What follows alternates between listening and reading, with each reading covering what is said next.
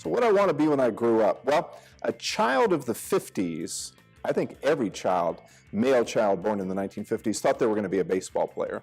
So I was going to play for the Washington Senators, but then that team folded and went to Texas, so that wasn't going to work out.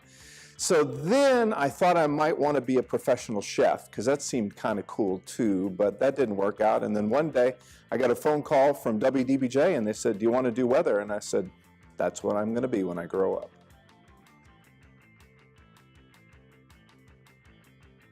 Best vacation ever? The last vacation I took.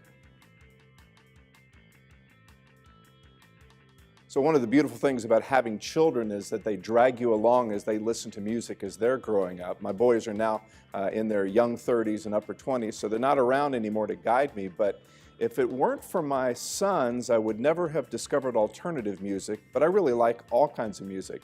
Classical music, bluegrass music, anything that's on, and mainly anything that's new. That's what I like. In terms of my iPod, I would have to say that right now, every time I turn it on, there's a Foo Fighters song in there. I'm not sure why. Every now and then the question comes up, if you could spend some time with somebody historical or somebody famous, or maybe go out to lunch with somebody, who would it be? And I gave that a little bit of thought, and then it occurred to me that some of the best lunches I've ever had are with retired people from WDBJ-7, because they were with the television station way back in the very earliest days.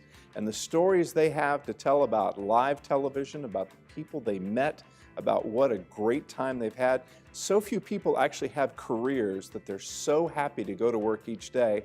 And most of the retirees at WDBJ-7 are those people.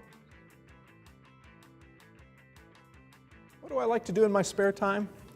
I have a fascination these days with fermentation. We live in a part of the world where there's so much fresh fruit that it turns out you can ferment these products and make interesting beverages. Apple cider is so historic in Virginia, so my hobby these days is trying to make apple cider and see what happens. People that follow us on social media probably get confused when they look at my Twitter account. It rarely has any weather on it at all. If you want weather on Twitter, you go to WDBJ7 Weather. If you want to find out what I'm up to, you go to @WexMan7, and almost always there's going to be something food related on there. What we cooked that night, what we're thinking about cooking, what we wish we had cooked, and whether it tasted good or not.